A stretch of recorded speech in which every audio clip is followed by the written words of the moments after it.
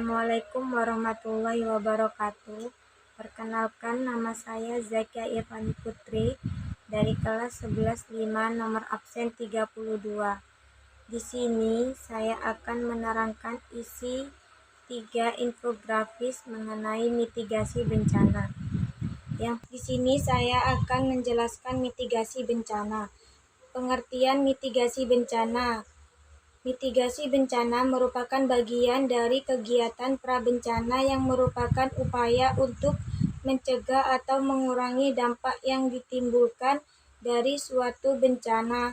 Untuk itu, dalam pelaksanaan mitigasi bencana harus dilakukan secara terencana dan komprehensif.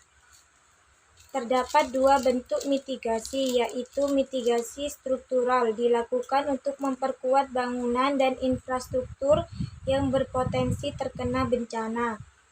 Contohnya, penahan longsor dan penahan dinding pantai. Mitigasi non-struktural dapat berupa penyusunan peraturan, pengelolaan tata ruang, pelatihan perencanaan tata ruang wilayah, serta upaya memberdayakan masyarakat dan pemerintahan daerah. Yang kedua, tahapan mitigasi bencana. Mitigasi tsunami. Peningkatan kewaspadaan dan kesiapsiagaan bahaya tsunami. Yang kedua, membangun tsunami early warning system. Yang ketiga, pembangunan tembok penahan tsunami di garis pantai berisiko. Yang keempat, penanaman mangrove di serta tanaman lainnya di sepanjang garis pantai. Yang kelima, pembangunan tempat evakuasi yang aman di sekitar daerah permukiman. Yang keenam, meningkatkan pengetahuan masyarakat lokal tentang mengenal tanda-tanda tsunami dan cara-cara penyelamatan diri terhadap bahaya tsunami. Yang ketujuh, pendidikan pada masyarakat tentang tsunami. Yang kedelapan, pembangunan rumah yang tahan bahaya tsunami. Yang kesembilan, mengenali karakteristik dan tanda-tanda bahaya tsunami di lokasi sekitar. Mitigasi gunung api. Perencanaan lokasi pemanfaatan lahan untuk aktivitas penting harus jauh atau di luar kawasan rawan bencana. Yang kedua, hindari tempat-tempat yang memiliki kecenderungan untuk dialiri lahar atau lava. Yang ketiga, penerapan desain bangunan yang tahan terhadap tambahan beban akibat abu gunung api. Yang keempat, membuat barak pengungsian yang permanen. Yang kelima, membuat fasilitas jalan dari tempat permukiman ke tempat pengungsian. Yang keenam, menyediakan alat transportasi bagi penduduk bila ada perintah pengungsian. Yang ketujuh, mengidentifikasi daerah bahaya. Yang kedelapan, membuat tempat penampungan yang kuat dan tahan api untuk kondisi kedaruratan. Yang kesembilan, melakukan penyuluhan agar masyarakat sekitar mengetahui posisi tempat tinggal pada peta. Mitigasi gempa bumi. Bangunan harus dibangun dengan konstruksi tahan getaran atau gempa. Perkuat bangunan dengan mengikuti standar kualitas bangunan. Yang kedua, membangun fasilitas umum dengan standar kualitas yang tinggi. Yang ketiga, rencanakan penempatan permukiman untuk mengurangi tingkat kepadatan hunian. Yang keempat, zona daerah rawan bencana dan pengaturan penggunaan lahan. Yang kelima, pendidikan kepada masyarakat tentang gempa bumi. Yang keenam, masyarakat mengetahui hal yang harus dilakukan jika terjadi gempa bumi. Yang ketujuh, mengikut serta dalam pelatihan program upaya penyelamatan dan kewaspadaan. Yang kedelapan, pembentukan kelompok aksi penyelamatan bencana. Yang kesembilan, rencana kontingensi atau kedaruratan untuk melatih anggota keluarga dalam menghadapi gempa bumi. Mitigasi banjir. Upaya mitigasi yang struktural, membangun tembok penahan dan tanggul di sepanjang sungai.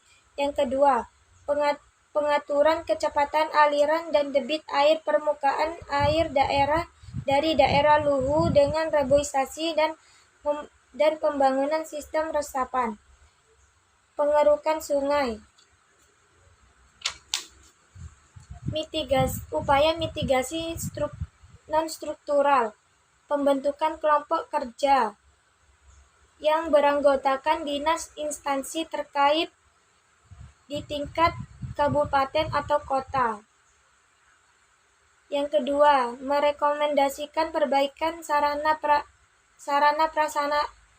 prasarana pengendalian banjir. Yang ketiga, memonitor dan mengevaluasi data curah hujan, banjir, dan daerah genangan. Menyiapkan peta daerah rawan bencana. Yang selanjutnya, mengecek dan menguji sarana sistem peringatan dini yang ada. Melaksanakan perencanaan logistik dan penyediaan dana. Selanjutnya, melaksanakan pelatihan evakuasi untuk mengecek kesiapan masyarakat. Melaksanakan pendidikan masyarakat atas pemetaan ancaman banjir. Mitigasi kekeringan, penyusunan peraturan pemerintah tentang pengaturan sistem pengiriman data iklim dari daerah ke pusat pengelolaan data. Penyusunan perda untuk menetapkan skala prioritas penggunaan air dengan memperhatikan historical right dan azas keadilan. Menyediakan anggaran khusus untuk pengembangan atau perbaikan jaringan. Penyusunan sistem penilaian wilayah rawan dan potensi dampak kekeringan. Yang kelima, penyusunan peta rawan kekeringan di Indonesia. Yang keenam, menentukan teknologi antisipatif. Yang ketujuh, meningkatkan kemampuan tenaga lokal dan melokalisasikan perakiraan iklim yang bersifat global. Yang kedelapan, mengembangkan sistem reward bagi masyarakat yang melakukan upaya konservasi. Mitigasi kebakaran hutan, kampanye dan sosialisasi kebanjiran, pengendalian kebakaran lahan dan hutan. Yang kedua, peningkatan masyarakat peduli api dan penegakan hukum. Yang ketiga, pembuatan sekat bakar terutama antara lahan perkebunan, pertanian, dan hutan. Pembentukan pasukan pemadam kebakaran khusus. Yang kelima, pembuatan waduk atau embung di daerah untuk pemadaman api. Yang keenam, hindari pembukaan lahan dengan cara pembakaran. Yang ketujuh, hindarkan menanam satu tanaman sejenis untuk daerah luas. Yang kedelapan, melakukan pengawasan pembakaran lahan untuk pembukaan lahan secara ketat. Yang kesembilan, melakukan penanaman kembali daerah yang telah terbakar dengan tanaman yang heterogen. Yang ke-10, pengembangan teknologi pembukaan lahan tanpa membakar. Mitigasi tanah longsor. Hindari daerah rawan bencana untuk pembangunan permukiman dan fasilitas utama lainnya. Yang kedua, mengurangi tingkat keterjalan lereng. Yang ketiga, memperbaiki dan memelihara drainase baik air permukaan maupun air tanah. Pembuatan bangunan penahan jangkar dan piling. Terasering dengan sistem drainase yang tepat. Yang keenam, penghijauan dengan tanaman yang sistem perakarannya dalam dan jarak tanam yang tepat. Yang ketujuh, melakukan pemadatan tanah di sekitar perumahan. Yang kedelapan, pembuatan tanggul penahan untuk runtuhan batuan. Yang kesembilan, dalam beberapa kasus relokasi sangat disarankan. Mitigasi angin badai. Yang pertama, struktur bangunan yang memenuhi syarat teknis untuk mampu bertahan terhadap gaya angin. Yang kedua, menerapkan aturan standar bangunan yang diperhitungkan beban angin. Yang ketiga, penempatan lokasi pembangunan fasilitas yang penting pada daerah yang terlindung. Yang keempat, penghijauan bagian atas arah angin untuk meredam gaya angin. Yang kelima, pembangunan bangunan umum yang cukup luas yang dapat digunakan sebagai tempat penampungan sementara. Yang keenam, pembangunan rumah yang tahan angin. Yang ketujuh, kesiapsiagaan dalam menghadapi angin badai. Yang kesembilan, nelayan menambatkan atau mengikat kuat kapal-kapalnya. Mitigasi bencana kegagalan teknologi. Kurangi atau hilangkan bahaya yang telah teridentifikasi. Yang kedua, tingkatkan ketahanan terhadap kebakaran dengan menggunakan material bangunan atau peralatan pabrik yang tahan api. Yang ketiga, pembangunan daerah penyangga atau penghalang api. Yang keempat, tingkatkan fungsi sistem deteksi dan peringatan dini. Yang kelima, perencanaan kesiapsiagaan dan dalam meningkatkan kemampuan pemadaman kebakaran. Yang keenam, sosialisasikan rencana penyelamatan kepada pegawai dan penduduk sekitar. Yang ketujuh, batasi dan kurangi kapasitas penampungan bahan-bahan kimia yang berbahaya. Yang kedelapan, tingkatkan standar keselamatan di pabrik dan desain peralatan. Yang kesembilan, buat prosedur penyelamatan jika terjadi kecelakaan teknologi. Yang kesepuluh, secara proaktif melakukan monitoring tingkat perencanaan sehingga standar keselamatan tidak akan terlampaui. Yang kesebelas, persiapan bencana evakuasi penduduk ke tempat yang aman. Mitigasi bencana wabah penyakit. Menyiapkan yang pertama, menyiapkan masyarakat termasuk jajaran kesehatan dan lintas sektor terkait. Yang kedua, menyiapkan produk hukum yang memadai untuk mendukung upaya pencegahan. Yang ketiga, menyiapkan infrastruktur penanggulan. Yang keempat, upaya penguatan surveillance epidemiologi untuk identifikasi faktor risiko dan menentukan strategi intervensi dan penanggulangan maupun respon dini di semua jajaran. Yang kelima, pengendalian faktor risiko, deteksi secara dini dan merespon dengan cepat. Sekian, terima kasih. Wassalamualaikum warahmatullahi wabarakatuh. Yang kedua, mitigasi bencana tsunami. Sebelum bencana, yang pertama, nyalakan radio. Dengan menyalakan radio, kita mengetahui apakah tsunami itu terjadi setelah adanya gempa bumi di sekitar wilayah pantai. Yang kedua, cepat bergerak ke arah daratan yang lebih tinggi dan tinggal di sana sementara waktu. Hal ini jika datangnya tsunami dalam hitungan menit dapat merusak jalanan dan jembatan. Yang ketiga, waspada apabila terjadi air surut. Jauhi pinggir pantai. Ini merupakan salah satu peringatan tsunami dan harus diperhatikan. Yang keempat, jauhi pantai. Jangan pernah menuju ke pantai untuk melihat datangnya tsunami. Apabila Anda terdapat melihat gelombang dan berada terlalu dekat, segera menjauhinya. Saat bencana, evakuasi ke tempat yang lebih aman. Evakuasi ke tempat yang aman seperti daratan yang lebih tinggi di atas 30 meter. Yang kedua, melakukan pencarian dan penyelamatan korban yang dilakukan oleh tim SAR.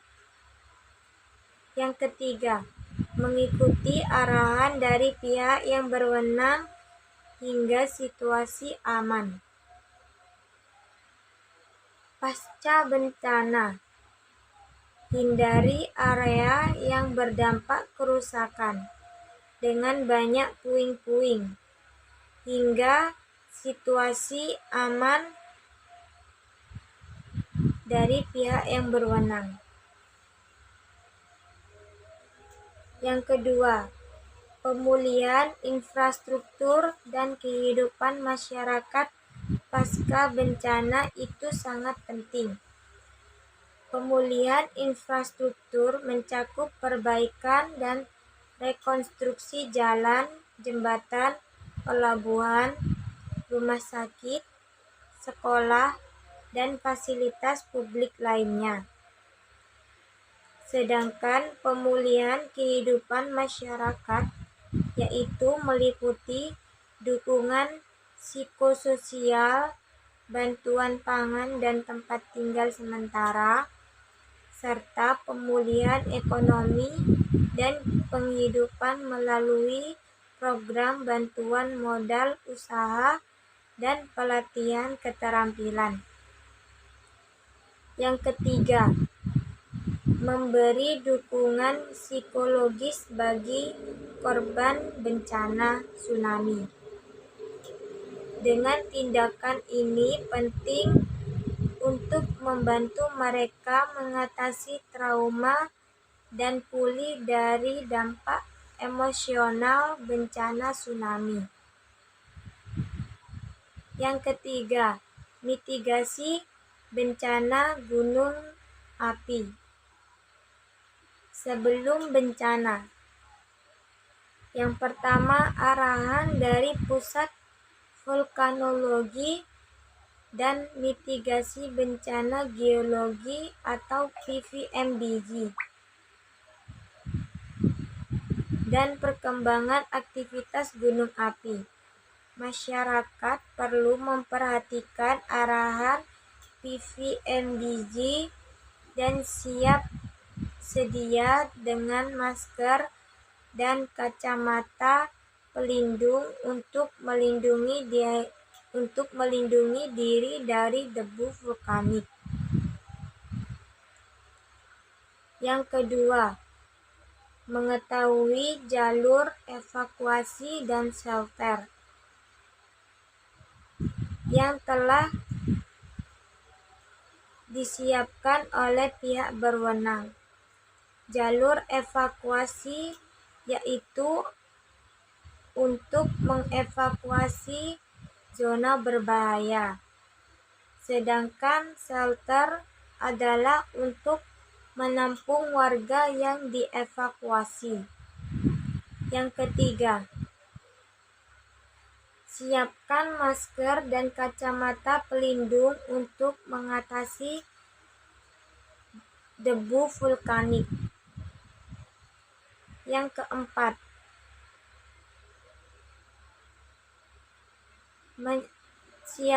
menyiapkan dukungan logistik seperti makanan siap saji, lampu senter dan baterai, uang tunai yang cukup, serta obat-obatan khusus sesuai pemakai.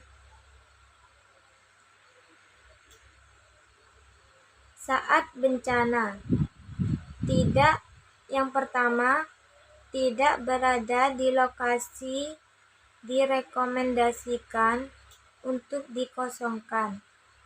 Hal ini merupakan tindakan penting untuk keselamatan diri Anda. Yang kedua,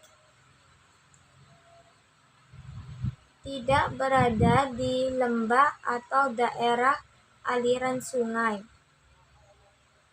Menghindari lembah atau daerah aliran sungai yang berpotensi dilanda lahar atau aliran lumpur panas. Yang ketiga,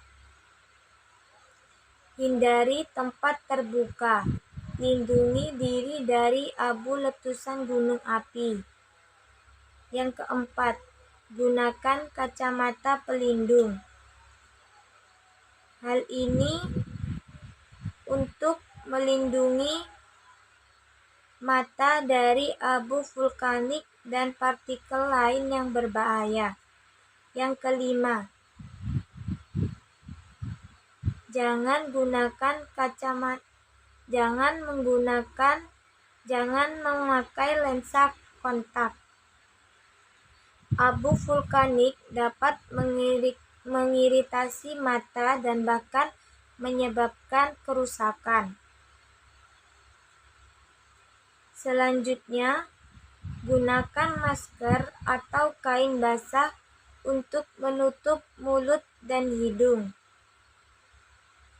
Hal ini untuk menghindari abu vulkanik yang masuk ke mulut dan hidung. Selanjutnya, mengenakan pakaian yang